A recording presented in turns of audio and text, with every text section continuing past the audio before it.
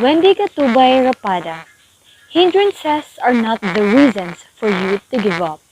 It's a motivation for you to move and look forward.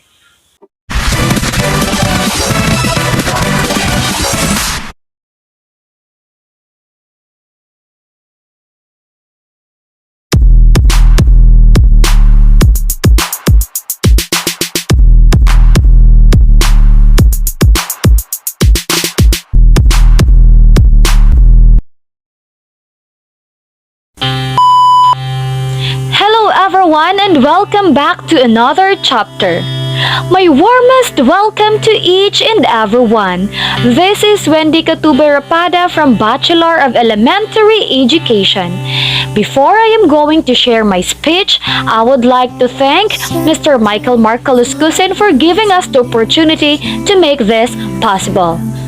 And this is my personal speech entitled Hindrances Are Not the Reasons to Give Up. It's a motivation to move and look forward. Every child is special. We lived her for a purpose and to fulfill each of our mission. I was raised by a complete family. I have my father, my mother, my brother, and I. We are only four in the family. But considering the number of our family, it is undeniable that we too have been through a lot in life. During my primary school years, it was fine. And I never complained about the life I had. Because even though I didn't came from a well-off family, my parents were still able to provide us food and still managed to send us to school. My mother is a housewife and my father's worked as a fisherman for a living. The money that he earned from fishing was only enough for our needs that made me not to demand anything. My father was managing someone else's fishing boat just to provide our daily needs. But even before, I can tell that I have been dreaming as a future educator because I was really inspired by our teacher who taught as well, not just academically, but also how to respond to various circumstances in life. My life during those years was very simple. My parents gave me only 3 pesos for my snack. Well, I can't blame them because the food before was a lot cheaper compared today. And I don't have a lot of friends during those days, and I fully understand why. For the reason that I always get into trouble because of my attitude. Not to brag, but I have graduated my elementary with flying colors. I spent 6 years in high school, including the 2 years in senior high. I had a lot of memories to reminisce during those years since I was able to hang out with friends, going somewhere, and skipping class.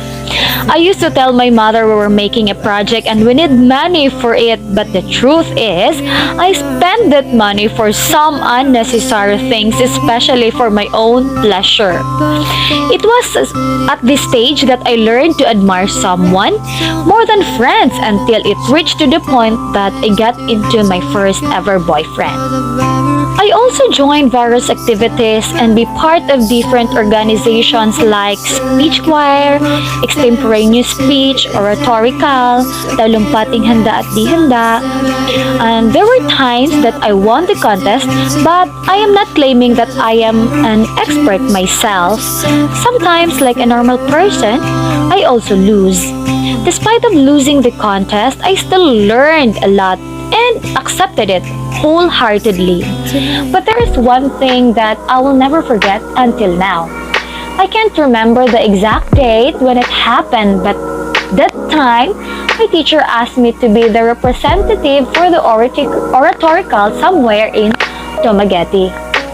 But unfortunately, my father doesn't have a single penny to support me financially during that day.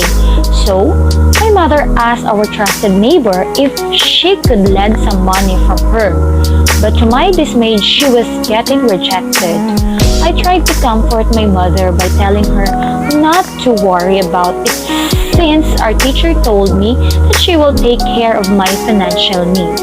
But my mother insisted because she wanted me to buy a snack. While looking at my mother, I told her, "You need not to worry, Ma. From this day on, I will strive harder and do my best to sustain our needs and wants in the future for us not to depend on other people."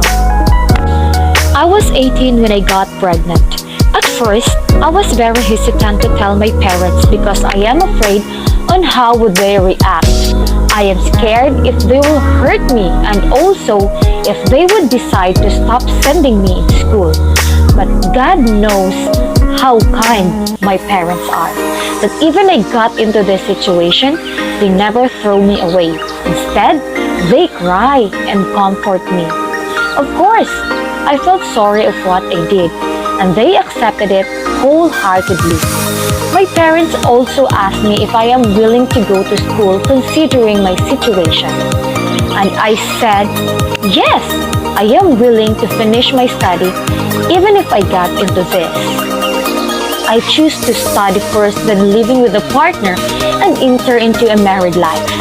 I used to go to school carrying my very cute baby bump, and I don't care what people say because this is my life. Now that I am about to graduate, I am so happy because despite of the challenges, the stresses, and the pressures I had encountered, I am still blessed and happy because I learned a lot from it.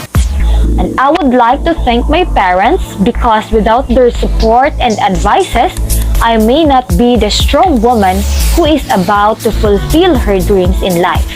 And to my son, thank you for always inspiring Mama every day. I love you and you know that. Before ending my speech, I would like to leave this quote for you. When you are willing to replace mundane excuses with hard work and your laziness with determination, nothing can prevent you from succeeding. This is from Dr. Prim Jigyasi.